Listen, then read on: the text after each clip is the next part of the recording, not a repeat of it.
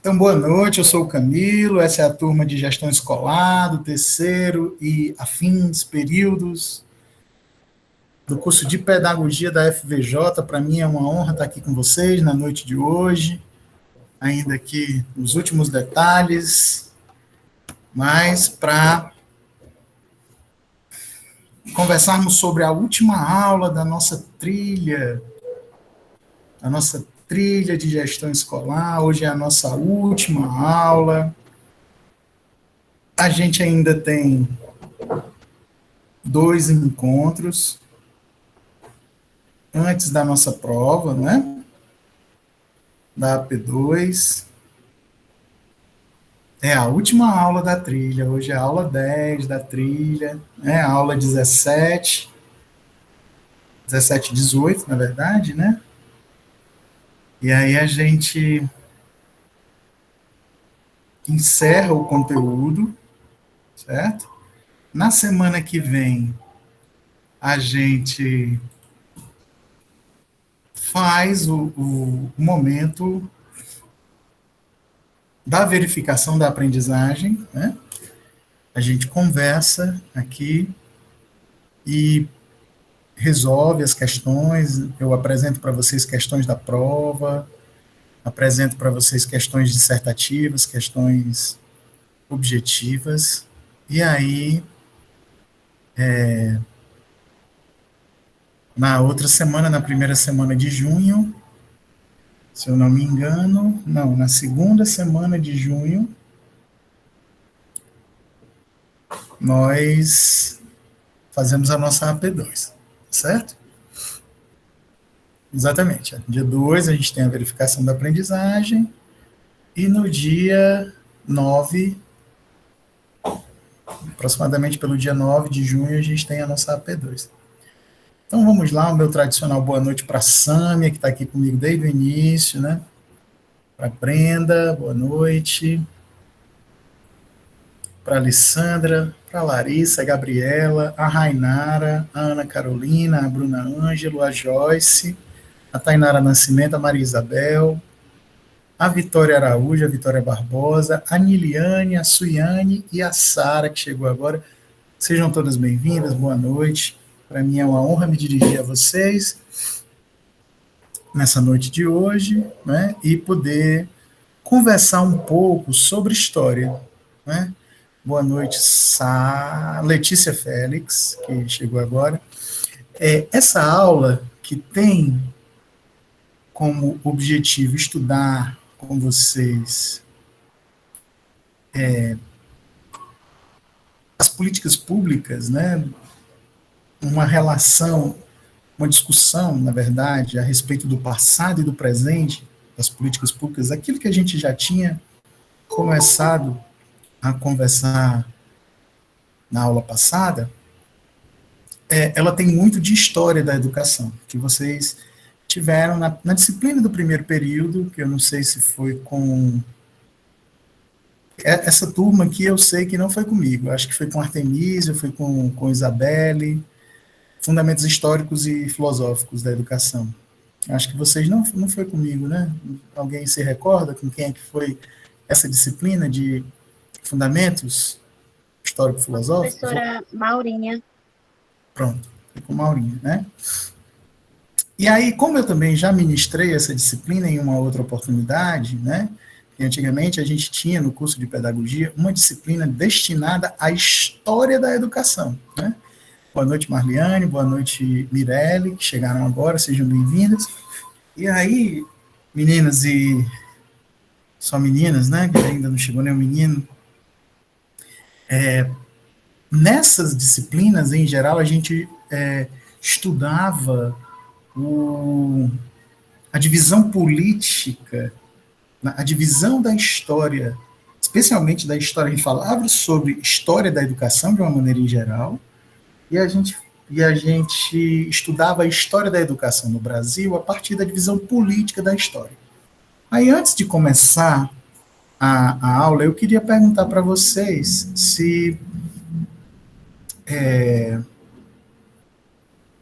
quando vocês estudaram fundamentos com a professora Maurinha, vocês viram lá essa divisão histórica da, da educação brasileira, a partir do que aconteceu aqui na colônia, no Império e na República em suas diversas manifestações, República Velha, depois era Vargas, redemocratização, ditadura militar e a nova abertura a partir da Constituição de 88. Foi assim que vocês estudaram um pouquinho? Porque é possível que isso reavive o tema na mente de vocês, e se vocês não tiverem visto dessa maneira, então vai ser uma boa novidade para a gente contemplar no nosso programa. Porque durante todo esse período a gente vai falar sobre políticas públicas da educação a respeito, e obviamente, né, nesta relação de tempo entre passado e presente. Então, alguém se recorda se foi assim, se não foi? Alguém quer dividir? Não estão lembrando agora, no momento, se foi assim, se falou sobre a educação brasileira lá na colônia, depois a educação brasileira no Império, a educação brasileira na República. Vocês lembram se foi assim?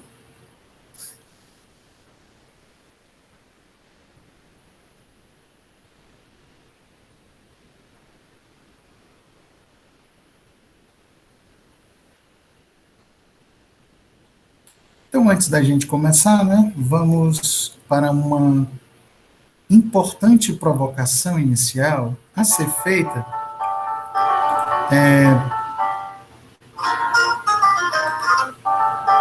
pelo querido professor Demerval Saviani, que é um dos autores desse curso, ele está citado na nossa bibliografia, e aí vocês têm a oportunidade de ouvi-lo falar sobre a importância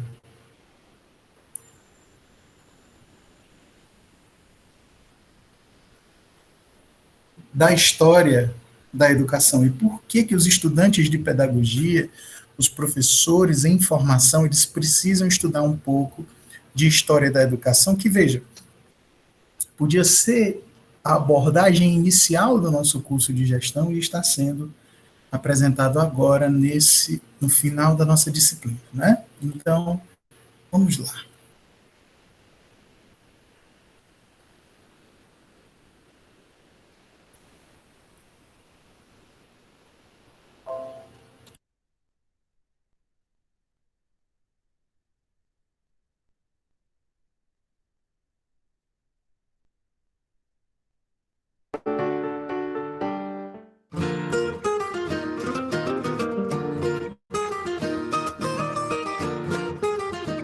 Considerando, como defini em meu livro, Pedagogia Histórico-Crítica, Primeiras Aproximações, que a educação é o ato de produzir direta e intencionalmente em cada indivíduo singular a humanidade que é produzida histórica e coletivamente pelo conjunto dos homens, aquilo que a humanidade produziu ao longo da história é a referência para se desenvolver uma educação de qualidade. Se os educadores quiserem compreender a fundo o significado essencial de sua profissão, eles devem se abrir sem reservas para a história da educação.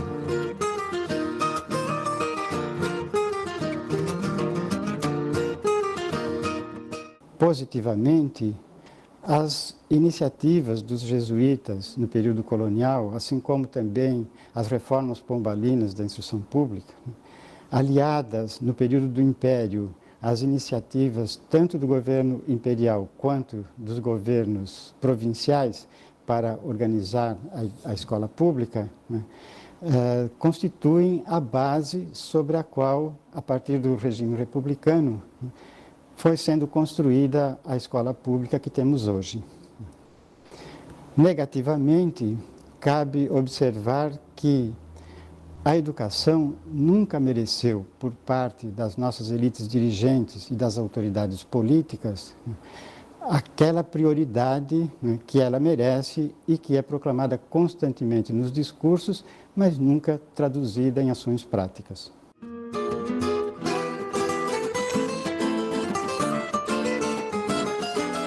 Se se toma as ideias pedagógicas, as concepções de educação, né, os principais marcos seriam os seguintes. Entre 1549 e 1759, nós temos a predominância da pedagogia tradicional católica desenvolvida fundamentalmente pelos jesuítas.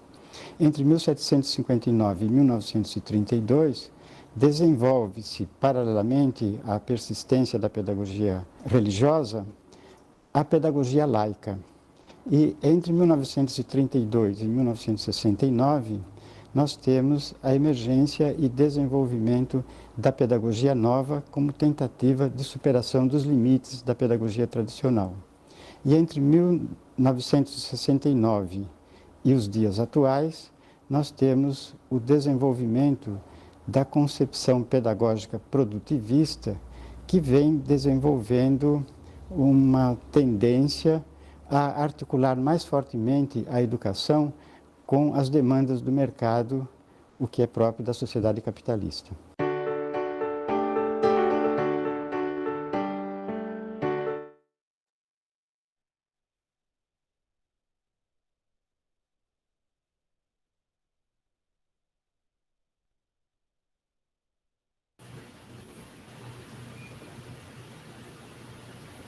Poxa, gente, que legal o vídeo do professor Saviani, né? É muito importante a gente entender um pouco de quem é o Saviani, obviamente, primeiro, para a gente saber. O Saviani é um educador marxista, ele foi aluno do Paulo Freire e inclusive, para alguns profissionais, ele foi além do Paulo Freire, fazendo uma aplicação da teoria de Marx ainda mais apurada do que Freire fez, né? Dividindo, inclusive, algumas correntes de educadores na academia, alguns credores do Paulo Freire e outros credores do Saviani. E o Saviani está vivo, ele tem uma ligação grande com a pesquisa em história da educação, sobretudo por conta de diversos livros que ele já produziu, né? Inclusive alguns deles a gente lendo aqui no nosso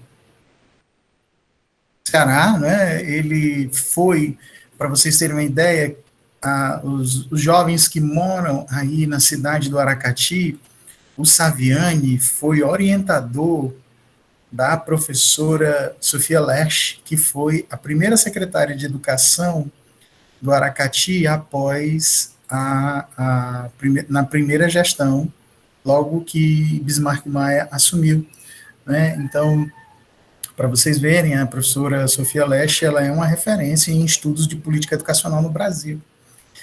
Aqui, pesquisadora da UES, da Unilab, né, professora aposentada da UFC, então, assim, é uma referência muito grande e uma proximidade do Saviani. E daí, para a gente entender essa outra, não é face do processo, é mais relacionada a uma perspectiva. Ele nos apresenta uma divisão da história a partir da história das ideias políticas e sociais. E aqui nós vamos conversar mais sobre o ponto de vista político da divisão da história, tá certo? Então já começa aí a projeção e a gente vai para o primeiro slide, de modo que vocês, quem tiver com dificuldade de ver, porque o Google Meet deu uma atualizada, lá no cantinho, quando você clica no slide, tem uma bolinha branca, aí você aperta nessa bolinha branca e fica todinho na sua tela, fica o seu videozinho e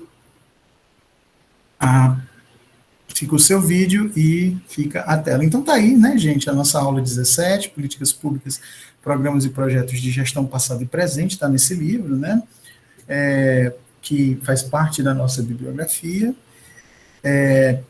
Nós vamos ver um breve panorama da história da educação escolar no mundo, tá certo? Então, como é que a gente começa? A gente começa mesmo pensando em educação. Lembre-se que a educação, na definição de Saviani, é a sistematização dos processos humanos e sociais, de modo que, como indivíduo, estes processos possam ser reproduzidos para nós, né? Os processos sociais cheguem até nós através de uma instituição, essa instituição, em grande parte, a educação ela é maior do que a escola, mas como tendo a escola este lugar da reprodução. Né? Então, nas sociedades primitivas, a educação se dava através das trocas sociais, né? As atividades que eram transmitidas eram aquelas ligadas à sobrevivência da comunidade, como a caça, a pesca e a luta, quanto às questões espirituais, artesanais, simbólicas e culturais, e através de processos informais, como, por exemplo, é o caso da socialização, que ainda hoje nós nos referimos quando colocamos nossas crianças da educação infantil nas creches e na pré-escola, né, que a gente fala da importância, que o menino ainda não vai aprender a ler, a escrever, mas ele está ali aprendendo a conviver, a viver junto, e isso é uma relação muito próxima daquilo que a gente chama aí de socialização, né? Então, assim, essas teorias que nós temos hoje, né, por que, por exemplo, depois de tantos hominídeos surgidos, o Australopithecus, o Homem erectus, o Homem lógicos, o homem um bocado de coisa aí, né, o Homo sapiens foi aquele que sobreviveu, foi aquele que dominou as outras espécies e essas outras desapareceram. Então, vejam, a gente começa a falar sobre o princípio da cooperação. Né? Os seres humanos estão hoje como essa espécie dominante no mundo porque eles aprenderam a cooperar, a trabalhar juntos até este processo de trabalho passar para o estigma da exploração, e aí ao invés de uma mera cooperação, porque sim, a gente continua cooperando para sobreviver, passou também a termos a exploração do homem pelo homem, às vezes pelo uso da força, hoje através do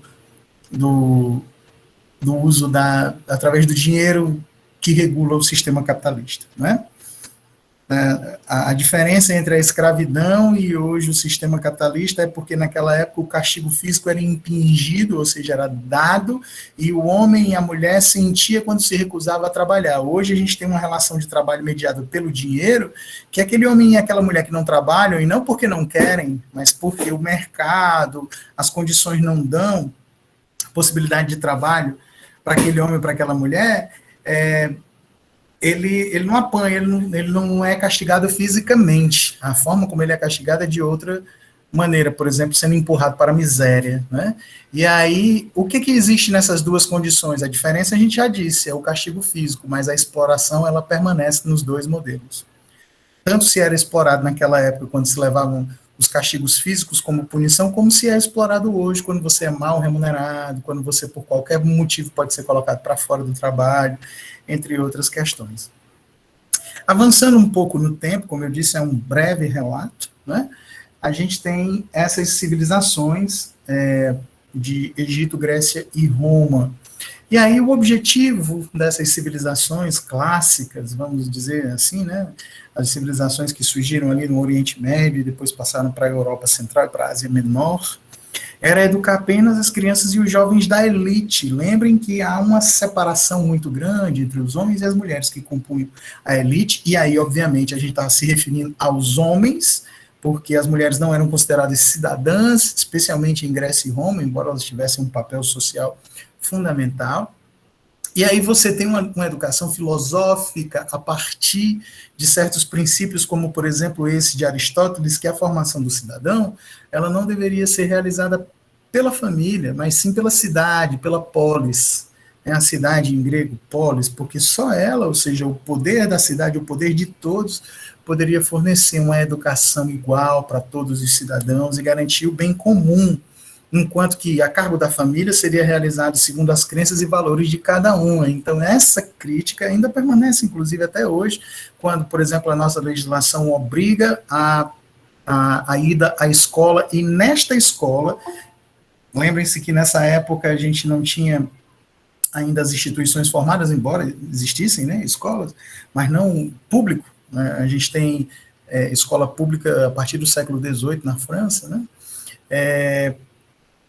a ideia dessa formação para a cidadania e quem era este cidadão, e que cidadania era esta, né? Porque nós tínhamos muitos cidadãos de segunda classe e ainda outros que não eram nem considerados cidadãos, né?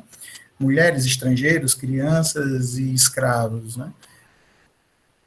Os cidadãos eram só aqueles que podiam participar da vida pública, então, assim, homens bem-nascidos, da cidade, com linhagem, né? E isso restringia muito a quantidade de pessoas que poderiam ser educadas com este princípio que Aristóteles defendia, né? Em Roma, por exemplo, nós temos o reconhecimento dos mestres pelo Estado, né, que é essa figura do professor, né, que na Grécia ainda se voltavam para os sofistas, que são os primeiros a vender educação, são aqueles que são os primeiros a serem pagos para ensinar, né? E aí depois a gente tem um avanço para a Idade Média. Nesse momento, a gente tem uma consolidação do que a gente chama de educação vocacional. E aí, a partir da consolidação do cristianismo, obviamente nós estamos falando da educação ocidental, se a gente pensar um pouco em China, Japão, Índia, são outros princípios completamente diferentes, é preciso pesquisar um pouco mais, né? A educação perde o seu caráter político e cívico e passa a ter uma função de aculturação, ou seja, o importante é formar o ser cristão e não mais o cidadão. Há uma diferença, né? Até porque vocês sabem que o movimento da Idade Média é a dissolução da cidade, né? Há um retorno ao campo, há uma concentração nos castelos, nos feudos, nas pequenas propriedades, há uma exploração também, né, nesse momento, onde o modo de produção feudal liga os homens e as mulheres à terra, mas também há uma exploração entre aqueles que têm mais terras, aqueles que fazem parte da nobreza. Vocês devem ter ouvido muito falar dessas classes sociais, né? A igreja, e aí o Estado eram os nobres, os reis, as rainhas, os condes, os viscondes, os duques, os barões, as baronesas, e o povo, que mais tarde a gente passou a chamar de burguesia, porque na mão deles circulava a produção de mercadorias e o dinheiro propriamente dito. Mas nessa época ainda, a educação continuava sendo destinada a crianças e adolescentes, e aí a partir de 1400, 1500, a gente tem uma reforma luterana, né, a partir dos princípios de Martim Lutero, né, que também é um dos responsáveis pela cisma do pensamento cristão, e aí cria o que a gente chama de movimento protestante. Ele exigiu a frequência de meninos e meninas nos bancos escolares sem distinção de classe, ou seja, ele é o primeiro a falar neste princípio de escola para todos.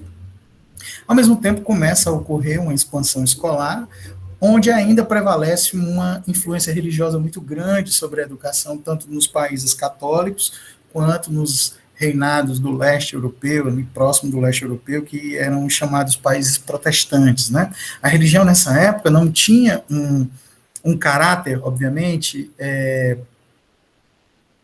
somente este caráter salvacionista, religioso, ele também tinha um aproveitamento político muito grande, né? Por exemplo, os católicos condenavam o lucro, os católicos, a grande maioria dos reis, dos duques, dos nobres, quando morriam, deixavam suas heranças para a igreja.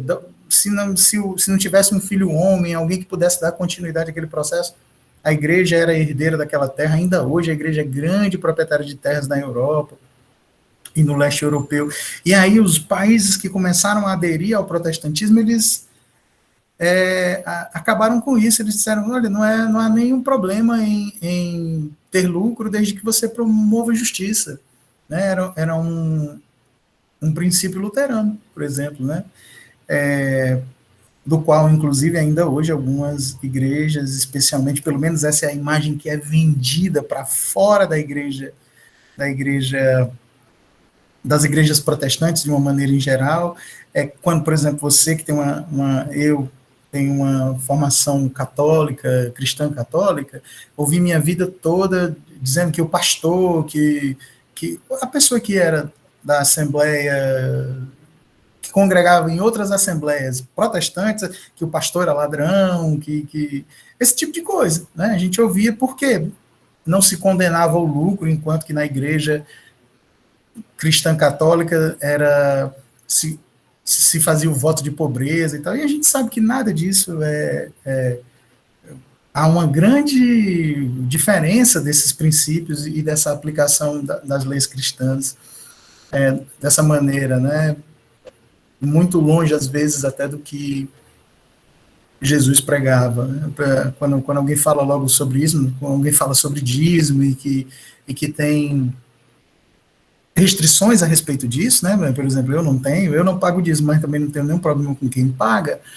Não sabe, por exemplo, que as igrejas antigas cristãs que Paulo pregava e escrevia, todas elas pagavam o dízimo a Paulo. Isso, eu não sei até que ponto isso ficou claro, mas era importante, né? E você precisa, de alguma maneira, dar continuidade à missão. E num sistema capitalista existe essa relação de troca entre força de trabalho e dinheiro. E, inclusive, na profissão de fé desses homens e mulheres desde a Idade Média, isso está relacionado, né? E ainda, do ponto de vista da educação, quando a gente avança um pouco para a Idade Moderna, quando caem essas estruturas da Idade Média e nós começamos a ter o fortalecimento da classe burguesa, a escola começou a se tornar um assunto político. Como eu disse, a ideia de universalização da escola começou lenta, desigual, e aí só se completou no século XIX e em alguns países, como, por exemplo, o Brasil, só no final do século XX, enquanto Napoleão, ainda no século XVIII, universalizou a escola na França. Aqui no Brasil, a gente só tem a universalização da escola quando? Eu vou fazer essa pergunta valendo um ponto. Caneta e papel na mão, vocês não estão vendo, eu sei que vocês estão vendo o slide, mas eu estou aqui mostrando a caneta e o papel para a câmera, na gravação vai aparecer. Quem me disser quando a escola, a educação básica foi universalizada no Brasil, ligue o microfone agora, põe no chat, ganha um ponto na AP2, valendo.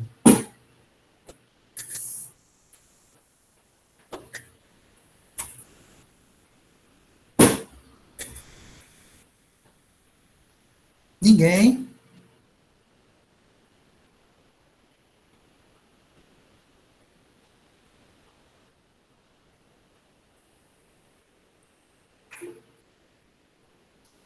A Bruna botou, eita. Eita não é a resposta, Bruna. Nós estamos falando da idade moderna ainda, ó, dizendo que a universalização aconteceu em alguns países no século XIX e outros só no século XX. Eu já estou dizendo, o Brasil só universalizou a escola, a educação básica no final do século XX. Quando foi isso? Eu dei uma dica maravilhosa. Ninguém. Veja bem, olha só, vou continuar. Pesquisem na internet, abre aí uma aba no Google. Foi um ano muito legal na minha vida, foi o meu primeiro carnaval de rua, aí no Aracati, correndo atrás do trio de Aberlado Filho, do trio, agora eu esqueci o nome, do Lazarão, do trio Lazarão, vocês são muito jovens, vocês não sabem disso. Grandes mudanças, a cultura escolar foi renovada, assumindo um caráter laico, ou seja, uma separação entre igreja e Estado, e sendo organizada através de um programa didático, preciso que deu nova feição à vida escolar, né? Aí o que acontece? Essa, por sua vez, assumiu cada vez mais um aspecto abertamente disciplinar, de controle, de sanção e, ao mesmo tempo, de produção de comportamentos padronizados. Então, essa escola da Idade Moderna, ela começa a disciplinar não só através do conteúdo, mas também a disciplina dos corpos, a disciplina das mentes. A escola ficou assemelhada às prisões, né? Grandes caixas para difusão do que o Orwell chamou de efeito panóptico, né? Que é aquela caixa quadrada, onde num ponto você consegue ver todos os outros pontos. E a escola se tornou esse espaço de controle, né? E aí a gente chega mais recentemente nessa idade contemporânea, onde a gente tem o fortalecimento do mito da educação. O que significa isso? Em razão da sua centralidade política e social, ou seja, quem de vocês não viu os candidatos da sua cidade, de presidente, deputado, dizer que a educação é uma coisa muito importante, né? a educação começou a ser vista como um fator-chave do desenvolvimento social. A gente tinha, por exemplo, campanhas gigantescas contra o analfabetismo. Hoje pouco se fala sobre isso, embora a grande maioria da população do nosso país ainda apresente uma certa funcionalidade no seu processo de alfabetização, ou seja, nós ainda temos muita gente que sabe ler e escrever, mas não sabe, não entendem o que leem e o que escrevem, né? Falar sobre o combate ao analfabetismo virou uma grande moeda no cenário político-social, né? Então, a educação escolar, ela estava restrita a poucas crianças no Brasil, do ponto de vista ainda da universalização, mesmo nessa idade contemporânea, no século XIX, apesar de grandes avanços da educação, em grandes áreas do planeta ainda predomina a discriminação, as dificuldades para enfrentar a escola e até mesmo a exclusão de milhões de crianças do direito à educação escolarizada, e isso acontece bastante. Eu tenho certeza que vocês já ouviram falar da Malala Yousafzai, né, que foi Prêmio Nobel da Paz em 2009, né, por ser uma garota lá no Paquistão que lutava pelo direito das meninas estudarem.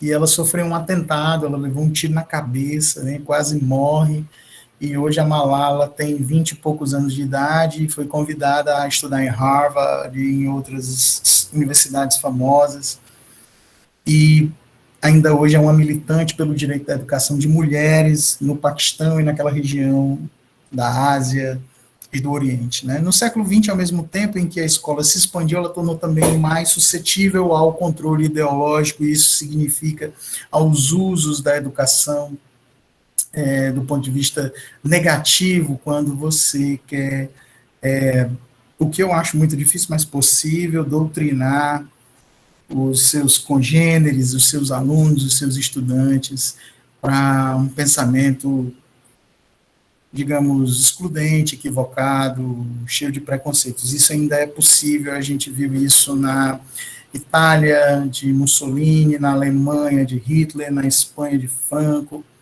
e aqui no Brasil, nos anos 70 e 80, durante a ditadura militar. Minha pergunta vai ficar sem resposta mesmo, quando o Brasil conseguiu universalizar a educação básica? Eu tô com medo Ninguém. de errar. Atenção, alguém ligou o microfone, alguém falou. Foi a Kelly. Nela eu vou chutar aqui porque eu me lembro na disciplina de princípios e métodos da educação infantil, né? Que eu tô sem meu caderno aqui, né? Só porque eu não tá vendo que as creches antigamente, né? No tempo da Revolução Industrial, se tornou necessária, né? Porque as mães não tinham com quem deixar seus filhos, né? Então, elas deixavam, fosse necessário pessoas, né, para cuidar. Essa parte que eu me lembro, não sei se isso responde. Mas no Brasil ainda foi um pouco mais recente, viu, Ken? A Revolução Industrial lá, onde esses primeiros países industrializados, a Alemanha, né, que não era nem a Alemanha ainda, mas a Inglaterra, a França, né? Na verdade, esse conceito de infância, que inclusive a Adriana conversando comigo pediu para eu gravar um vídeo, eu ainda estou devendo esse vídeo para ela, é muito recente. As crianças estavam no chão da fábrica, era muito comum você andar no chão da fábrica e encontrar crianças mortas, né, porque elas passavam 10, 12 horas de trabalho, 14 horas de trabalho, muitas horas de trabalho num dia, né? Eram vistas como adultos em miniatura, eram negados a ela essa infância que foi historicamente construída, né? Ainda hoje acontece, tá certo? Mas não, obviamente, na mesma proporção, mas ainda hoje algumas pessoas negam a infância às nossas crianças. Mas não, essa não é a resposta. Alguém colocou no chat 1988, é um pouquinho mais na frente, Rainara. Aí a Vanessa diz que no começo dos anos 2000, é um pouquinho mais atrás. A Bruna foi que chegou mais perto, 1997, né? Mas também não foi 1997. Então, como ninguém quer arriscar... Professor, 1988. Alguém disse 88 aqui, foi a Rainara, mas não é, 88 é o ano da Constituição. A Constituição de 88 deu condições para a universalização da educação, mas não foi. Então, quem acertou foi a Lissandra, né, que disse 1994 e ganhou um ponto na AP1, Lissandra. Porque Professor, eu amei. O ano que eu nasci, professor. Olha aí, para você ver o ano que você nasceu. O processo de universalização da escola pública no Brasil, em 1994, né, no primeiro governo do Fernando Henrique Cardoso, com o Paulo Renato de Souza, ministro da Educação, e aqui no Ceará com um cara chamado Antenor Naspolini, que promoveu uma campanha de educação chamada Todos pela Educação de Qualidade para Todos. E foi pela primeira vez em que você tinha vaga para matricular todas as crianças que estavam fora da escola disponível. É por isso que a gente chama de universalização. Né? Tem vaga para todo mundo. Hoje, por exemplo, tem vaga para todo mundo. Ainda tem muita criança fora da escola? Sim, mas tem vaga para todo mundo. Veja o que é que diz aí o slide. A escola hoje, o processo de expansão aliado à prática da vida democrática, possibilitou o reconhecimento das suas contradições. E isso significa que, submetida aos valores da sociedade capitalista, da indústria cultural, por exemplo, da sociedade do espetáculo, do poder, da mídia, a escola se encontra em crise. Essa escola contemporânea se encontra em crise. É tanto que é possível que, se vocês conversarem com os avós de vocês, com os pais de vocês, eles digam o seguinte: na minha época, o professor era valorizado, na minha época, o professor, a escola era organizada, né? A gente vai no Museu do Aracati, a gente vê aquela sala de aula do passado, se tem essa lembrança nostálgica. E aí, quando tem o processo de universalização, e a escola foi submetida a esse comportamento, ou seja, vida democrática, mais os valores da sociedade capitalista, então a qualidade desse ensino que foi agora oferecido para todas as pessoas, né, pobres e ricos. Se você for, por exemplo, no Liceu do Ceará, que é a escola mais antiga do estado do Ceará, você vai ver quem é que estudou no Liceu do Ceará nos anos 50, 40, 70.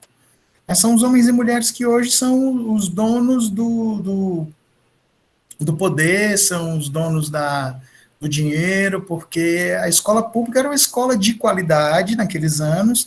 E aí eu, por exemplo, estudei no Liceu no final dos anos 2000. E aí, assim, o Liceu não era o que tinha sido nos anos 50. Mas o processo de universalização permitiu que um jovem como eu, filho da pobreza, filho da classe trabalhadora, estudasse naquela mesma escola, que há 50 anos atrás era para poucos. E hoje a escola é para todos. Essa é a grande diferença. A gente não pode ficar aí dizendo que antigamente era bom, hoje é ruim. Mudou, precisa mudar bastante, precisa melhorar bastante, mas a diferença é que naquela época, que a escola era maravilhosa, a escola pública era boa, ela era para poucos, para quase ninguém, continuava sendo para os filhos da elite. E aí o progresso tecnológico também, né, ao mesmo tempo que facilitou a difusão do conhecimento, ele obscureceu a centralidade da escola, e a gente está vendo isso hoje com o avanço e a necessidade das tecnologias digitais. Vejam bem, eu estou aqui agora conversando com, deixa eu ver, conversando com 28 pessoas. Tem gente aqui de Beberibe, Itaiçaba, Jaguaruana, Aracati. É possível que alguém aqui que seja desses municípios esteja acompanhando em outra cidade nesse momento, e a gente está junto, assistindo a mesma aula, participando da mesma aula. Né? Então, assim, é uma dualidade muito grande, um tempo em que esse progresso tecnológico,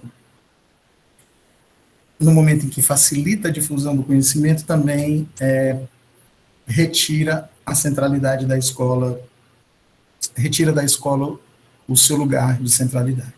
E aí agora vamos, pensando nesse processo mundial, agora vamos pensar um pouco no panorama da história da educação escolar no Brasil, em especial, né? Então a gente começa com a educação no período colonial, e vocês têm aí uma imagem. Que imagem é essa? Alguém pode ligar o microfone e tentar descrever para mim, por favor?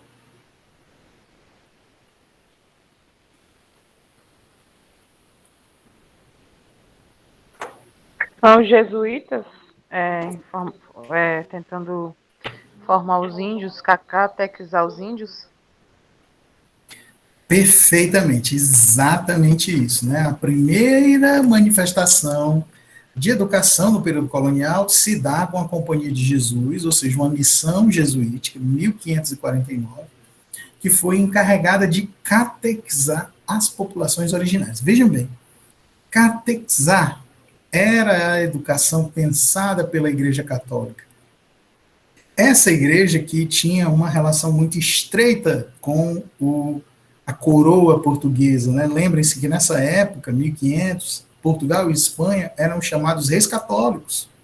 Então eles tinham como objetivo converter a alma do índio à fé cristã. Então o que era a educação? A educação, na verdade, era a catequese. A catequese era o abandono de suas crenças, o abandono de suas práticas, porque sim, esses homens e mulheres, os índios brasileiros, os povos nativos, tinham processo educativo, tinham crenças, tinham práticas, e eles abandonaram para se converter à fé cristã, né? E havia, obviamente, uma divisão muito clara no ensino. As aulas destinadas para os índios, elas ocorriam em escolas improvisadas, construídas pelos próprios indígenas, né, nos lugares onde eles chamavam de missões. Inclusive tem um filme antigo, desculpe, não sei se vocês vão conseguir ver em alguma plataforma de streaming, porque ele é um filmão, antigão, não sei se tem na Netflix, no Amazon Prime, na Disney, essas coisas aí que a gente tem aí, que a gente pode assistir os filmes hoje, né, chamado A Missão. É um filmão, sabe? E conta a história desse processo. Acho que é com Robert De Niro. Muito lindo, por sinal, né? Havia...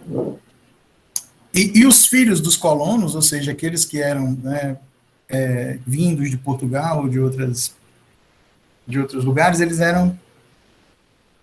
eles recebiam instrução nesses locais mais estruturados, dos colégios, né? Então vejam aí o que diz o padre Manuel da Nóbrega, um líder jesuíta do Brasil no século XVII, numa carta enviada à coroa portuguesa. Olha só, os índios são um papel em branco. Essa era a visão dada, né? Os descendentes europeus, eles também frequentavam as aulas dos jesuítas, mas eles recebiam um outro tipo de aprofundamento. Inclusive outras matérias, né? O conhecimento repassado aos alunos, ele não se restringia à propagação do ensino religioso. Ele era mais voltado ao ensino das letras, a leitura e a escrita, né? Nos locais de ensino à Companhia de Jesus, o comportamento exemplar era bastante cobrado pelos padres, né? Os alunos que desrespeitassem os princípios morais cristãos, eles eram punidos com castigos físicos. E aí, quando você visita a sala de aula do passado lá no museu, na Fundação, no Museu Jaguaribano, você vê pendurado perto da mesa do professor uma palmatória, e aí lembra que ainda nesse processo, olha só, né, a educação jesuíta, que começou no século XVI, 1560, até a sala de aula do passado, que está lá no Museu Jaguaribano, dita para nós como a sala de aula dos anos 40, dos anos 50, os castigos físicos ainda eram usados. E é possível que vocês já tenham ouvido pessoas defendendo isso, né?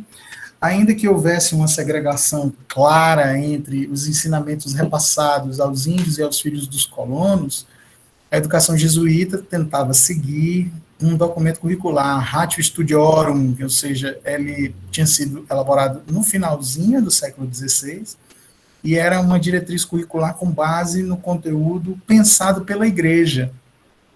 Lá tinha um ensino de gramática média, superior, de humanidades, retórica, da filosofia e da teologia. Era como se fosse, pessoal, o currículo de uma faculdade da época. Eu não sei se vocês sabem, uma das faculdades mais antigas do mundo está em Portugal, né? Lá em Coimbra, em Lisboa. E a partir do ensino das letras, eles começavam a se formar no país uma organização de sociedade hierarquizada, ou seja, as pessoas que sabiam ler e as que não sabiam ler. Aquelas que tinham tido acesso à alfabetização e as que não tinham, né? Isto é, tinha gente que ia ter mais condições de prosperar na colônia do que outras, simplesmente pelo fato de terem aprendido a ler e a escrever. Essa obra educativa dos jesuítas estava integrada a uma política colonizadora, ou seja, era preciso deixar que algumas pessoas soubessem mais e outras soubessem menos, né? E além do ensino totalmente acrítico, alheio à realidade, à vida da colônia, inclusive às origens dos povos nativos, né? Ele foi se transformando aos poucos numa educação de elite e depois num instrumento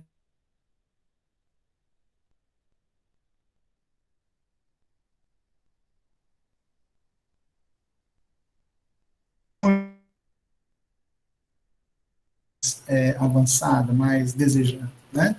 E aí, gente, a gente tem no Brasil Colônia a reforma do Marquês de Pombal. O Marquês de Pombal, o Sebastião José de Carvalho, ele foi um administrador da colônia portuguesa, e quando ele chegou aqui, ele entrou em conflito com os jesuítas, porque ele achava que os jesuítas tinham ali uma visão mercadológica e um ponto de vista do desenvolvimento muito grande, e aí você vê isso no filme A Missão, porque é um momento em que os jesuítas estão sendo expulsos do Brasil, né? E aí ele começou a, depois que os jesuítas foram expulsos, né, a educação brasileira ela passou a ter um processo mais laico, com uma separação da igreja e do Estado, né? E ao todo, até ser expulsa do Brasil, a Companhia de Jesus criou 25 residências, 36 missões e 17 colégios e seminários. Aí você me pergunta assim, Camilo, mas foram embora mesmo os jesuítas? Sim, foram embora nessa perspectiva de missão e de exploração dos nativos e de catequização dos índios, mas ainda hoje a gente tem exemplos de educação jesuítas gigantes, né? No Brasil, aqui em Fortaleza, por exemplo, a gente tem dois colégios famosos, né? Um deles é o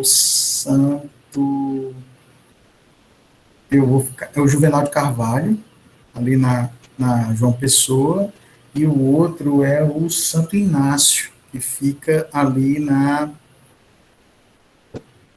meu Deus do céu, como é o nome na Barão de Stuttgart, né? São duas localidades aqui famosas em Fortaleza, são colégios jesuítas, né? A gente tem aí um pouco da definição dessa reforma pombalina na educação em 1772. Ela marca o início do Estado laico, do ensino laico, como eu falei, né? O Brasil dá os seus primeiros passos em direção à criação de um ensino público. Há uma desestruturação da escola jesuíta, mas os índios também perdem o seu espaço no sistema de ensino, né? A organização essa organização do Marquês de Pombal tornou o professor uma figura importante do processo educacional. Foram criadas as aulas régias. O que é uma aula régia, professor Camilo? Eram essas cadeiras ministradas por concursados que se tornaram funcionários do Estado. Era como se fosse uma faculdade. Então, você tinha o professor de aritmética, né? Tinha o professor de lógica. E aí a aula régia era isso, uma cadeira, como se fosse uma cadeira da faculdade, né? Então, tinha o professor contratado para ser professor, para dar aquela aula régia. Então, ele era o cátedra, né? Ele era o professor cativo, como é que a gente chama, de dedicação exclusiva para aquela disciplina, né? Eram realizados nas casas dos próprios professores, vocês já devem ter ouvido demais essa história de que as primeiras escolinhas eram nas casas dos professores, no alpendre de uma casa, né, uma casa de fazenda, e aí essa pulverização, ou seja, era na casa dos professores, foi uma das principais dificuldades encontradas pelo governo português, que além de ter dificuldade de colocar os jovens para estudar, também não conseguia dar formação para professores. Então, era muito comum que esse professor fosse aquele rapaz, aquela moça, que soubesse ler e escrever, e ele começava a ser professor, né? Não havia um sistema, então também não havia legislação, não havia sistematização da idade escolar. Qual é o momento certo de aprender a ler, a escrever? Qual é o momento certo de começar a estudar? Não existia. Vocês vão ver aqui, por exemplo, quando a gente estudar um pouco de história da educação, Paulo Freire começou a estudar com 10 anos de idade. Hoje a gente coloca os nossos filhos na escola a partir dos 3 anos, né? As crianças eram atendidas a partir dos 7 anos, mas não existia um limite estabelecido para o tempo de estudo, nem para iniciar, nem para terminar, né? O alcance do ensino após as reformas pombalinas foi menor. Como eu disse para vocês, a escola se tornou um espaço das elites, né? E, embora na Companhia de Jesus esse trabalho tivesse se espalhado por todo o país, ainda com a reforma pombalina a gente tem uma centralização. E aí, gente, nós temos uma grande guinada na história do Brasil, que é a chegada da família imperial em 1808. Por isso que eu disse que a aula ia ser muito voltada para essa questão da história, né? Então, essa educação no período imperial, veja, 1808, nem é império ainda, né? A gente ainda está na colônia. Vocês sabem que o império começa em 1822, mas aqui a gente já está chamando em educação no período imperial, porque quando a família real chega ao Brasil, a gente começa a ter um desenvolvimento cultural, principalmente lá na Guanabara, no Rio de Janeiro, né? Uma preocupação com o ensino superior. Dom João faz a primeira faculdade de Direito, a primeira faculdade de Medicina, né? Na capital, depois na Bahia, depois no Pernambuco. E aí essa educação ela passou a ter um caráter mais classista ainda, ou seja, a educação era para formar os dirigentes, as pessoas mais ricas. E nós temos a criação dos primeiros cursos de nível superior, sendo que para começar a cursar o nível superior era necessário ter o ensino secundário e fazer o que eles chamavam na época de exame de admissão. Eu não sei se na disciplina de história vocês estudaram isso. E aí a gente tem a primeira Constituição brasileira, né, a partir da independência em 1822, que fala, que garante na legislação. Essa daí é a primeira lei, vamos dizer assim, a primeira lei magna, régia do Brasil, no seu artigo 179, que determina que a instrução primária deve ser gratuita a todos os cidadãos. Olha só, isso aí é o primeiro pontapé do princípio da universalização e aí eu não vou nem falar escola, mas sim da instrução. Há uma diferença entre instrução e escolarização. No ano de 1827, uma lei determinou a criação das escolas de primeiras letras em todos os lugares e vilas, além de escolas para meninas, nunca concretizada anteriormente. E aí, vejam bem, né, esse ano, 1827, ainda com Pedro I, né, o dia é o dia 15 de outubro e, portanto, é o dia do professor. Né? Por que 15 de outubro é o dia do professor? Porque em 15 de outubro de 1827, Dom Pedro I baixa um decreto imperial determinando a abertura de escolas de primeiras letras em todas as vilas régias do Reino do Brasil, né, do Império Brasileiro. Olha que lindo, né? E aí 15 de outubro é o dia do professor. Em 1834, o governo da monarquia inaugurou a primeira escola de formação de professores, a Escola Normal de Niterói, e durante os primeiros 50 anos de funcionamento, as escolas eram frequentadas quase que exclusivamente por homens, né? Quando vocês lerem um romance anormalista do Adolfo Caminha, escritor cearense aí do Aracati, a gente já desenvolve a ideia de que as normalistas eram mulheres, e aí a gente vê que nesse primeiro momento, né, os primeiros alunos das escolas normais eram homens. E a gente vai ver isso ainda hoje, quando você tem a maioria de homens no ensino superior, né, o que é uma marca do machismo institucional da nossa sociedade. Durante o período regencial, o que aconteceu? Que aí vocês sabem, né, o período regencial é exatamente quando Pedro renuncia em favor do trono de Portugal, em favor do seu filho, que ainda não tinha idade, porque ele vai a Portugal reivindicar o trono. Aqui no Brasil a gente tem ligas, associações, né, de líderes que se tornam regentes antes que Pedro II atinja a maioridade. Então, ocorreu uma reforma constitucional que, segundo o material aqui, dura até hoje, né? É instituído pelo governo, que foi definido ensino elemental, ensino secundário e a formação de professores. Seriam responsabilidade das províncias, e o ensino superior ficaria sobre o guarda-chuva do poder central. Veja aí, é o estabelecimento do que hoje a gente chama de pacto federativo. O que significa isso, Camilo? Os municípios são responsáveis pela educação infantil e o ensino fundamental, o Estado é responsável pelo ensino médio, e a União, o governo federal e as instituições particulares são responsáveis pelo nível superior. Ah, você tem escolas de ensino médio sustentadas pela União? Tem uma, né? E as escolas militares do país inteiro, né?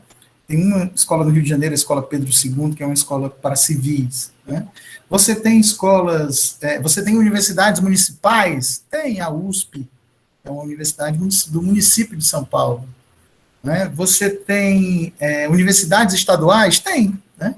A UES, a Universidade Estadual, por exemplo, a URCA, né? A Regional do Cariri é possível também, mas são pequenos nichos e grupos nessa perspectiva, inclusive, de muito boa qualidade, né? Como é o caso da UES, da Unicamp. A Unicamp é uma universidade estadual, né? Mas ainda hoje essa divisão permanece, né?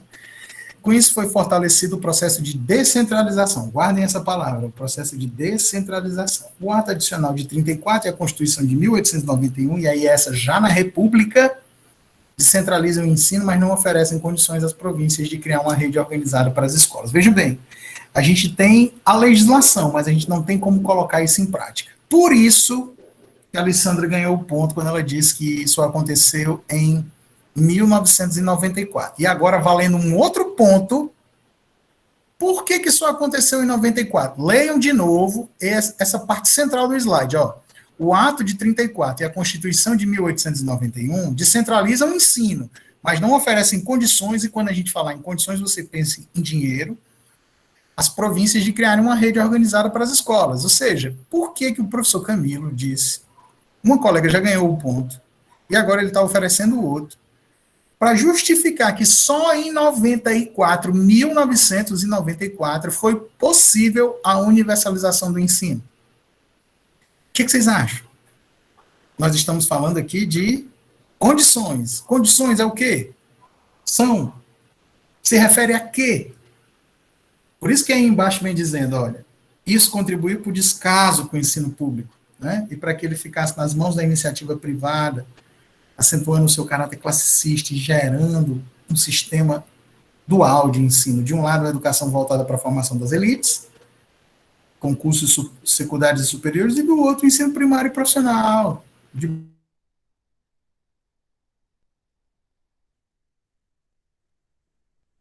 Esse é o desenvolvimento da educação até o final do Império e início da Primeira República.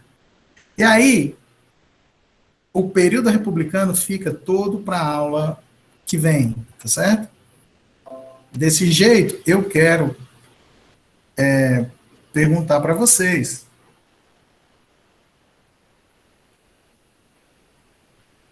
O que é que foi criado em 1994? Na verdade, foi criado antes, né? Foi colocado em prática em 94, que deu condições para a universalização da educação básica no Brasil. Faltam poucos minutos para terminar a nossa aula, eu quero dar mais esse ponto para vocês.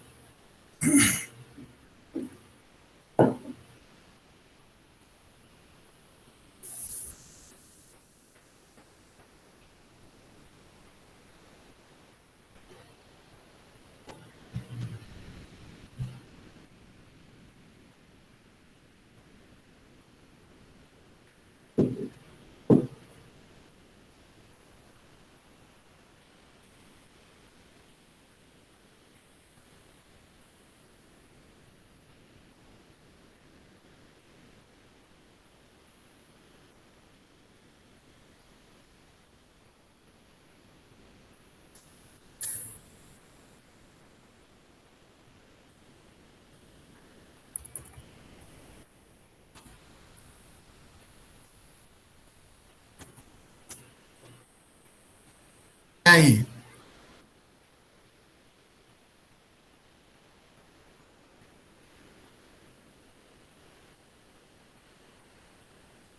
Eu não sei se eu vou acertar. Porque eu não repito. Não consegui ouvir. Foi mais ou menos nesse período que começou a criar a LGD, Como é, Vanessa? Peraí, diz de novo. nesse período que começaram a pensar e executar a LGD. Eu sei que é nesse a 96, acho que é a Se, LGD. se foi a LDB, é isso que você está me colocando? É, porque eu me lembro que é nesses períodos, 94, 96, que a gente já estudou, mas é o ano assim, não estou bem lembrado. Muito Mas bem. Você trouxe um elemento muito importante para compreender esse período. Mas o que foi criado em 94, que deu condições para este processo que nós estamos falando de universalização, foi o Fundef. Hoje vocês conhecem o Fundeb, né? É o Fundo de Desenvolvimento da Educação Básica. Mas lá em 94, né, o que deu origem ao Fundeb hoje, lá em 94 foi o Fundef, com F de faca no final, que era o Fundo de Desenvolvimento do Ensino Fundamental, da Educação Fundamental. Então foi isso, foi esse processo de repartição dos recursos, porque não existia um sistema, gente. Não existia financiamento público da educação. Então, o Fundef deu condições para que municípios e estados criassem seus sistemas próprios, né? A partir da Constituição, criado lá promulgado em 88, né? Pensado em 93, 94, inclusive quando foi pensado num grande plano de desenvolvimento da educação, chamado Plano Decenal da Educação, e implementado a partir da LDB de 96, como bem disse aí a Vanessa. Ela não ganhou um ponto, mas ela ganhou meio, viu, Vanessa? Você ganhou meio ponto. Eu vou anotar aqui. Porque você lembrou bem do dispositivo da LDB que fala sobre o financiamento público da educação, mas a resposta correta seria o Fundef, que deu origem, anos depois, já no governo Lula, nos governos no finalzinho do governo do Fernando Henrique, ao Fundeb, né? Que hoje a gente luta e, na verdade, não foi... foi isso mesmo. Foi o Fundeb, ele foi criado lá em 96 e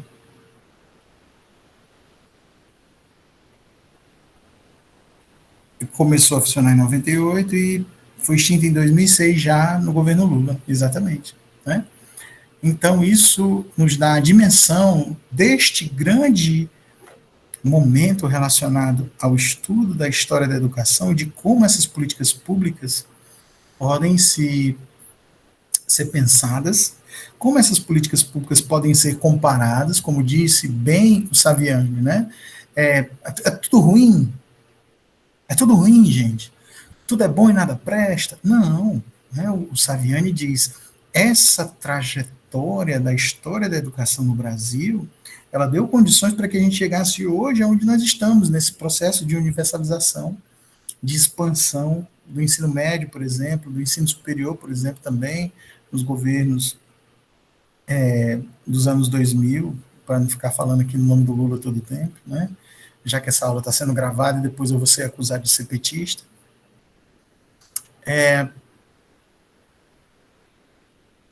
Este desenvolvimento da educação e de universalização, e aí, como crítica, ele coloca, né, a quem serve esse sistema educacional?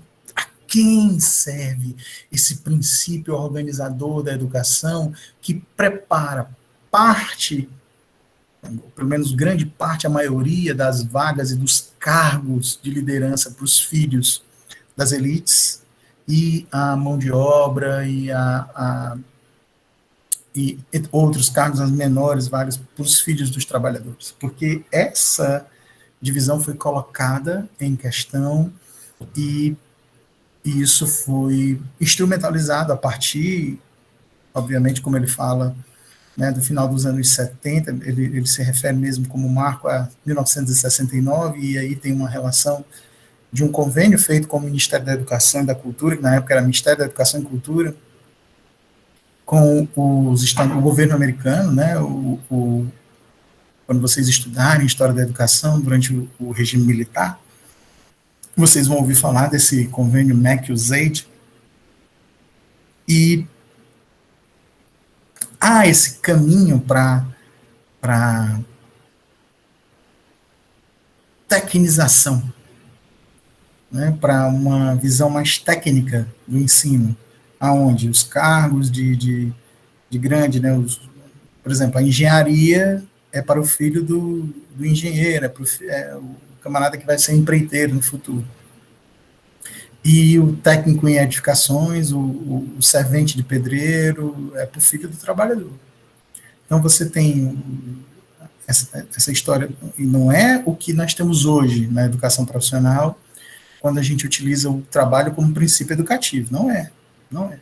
Né? Eu, por exemplo, sou um grande defensor da educação profissional, trabalho na educação profissional e discuto amplamente, né, porque a visão tecnicista está na raiz, na semente da educação profissional, mas lá dentro da escola nós fazemos diferente.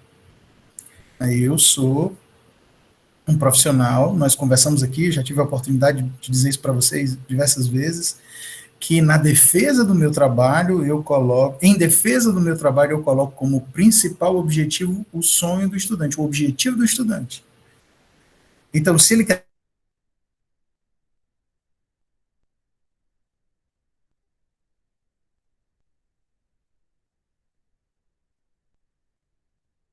e ganhar dinheiro e tirar a família da pobreza e futuramente fazer um nível superior, mestrado, doutorado, assim seja este o projeto de vida dele.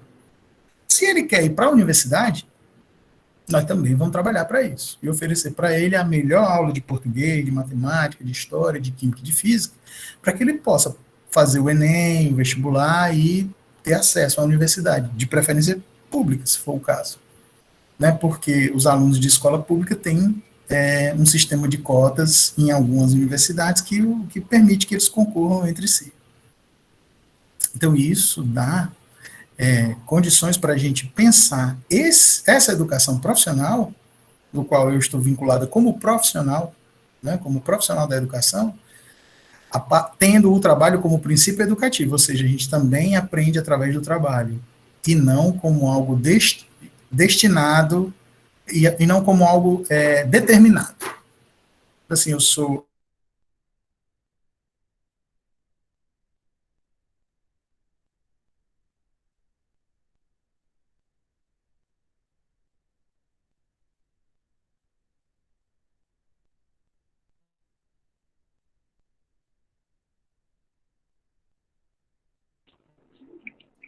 Aqui travou.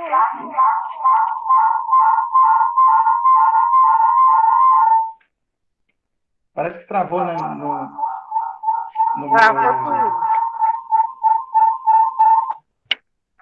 Parece que travou aí num dos meus equipamentos, né? Mas eu já estou encerrando a aula de hoje, tá bom? Eu agradeço demais a cada um de vocês e vou aqui parar a gravação. Deixa eu colocar a frequência no chat, tá bom? E quando vocês preencherem, já podem ir saindo, tá bom? Muito obrigado.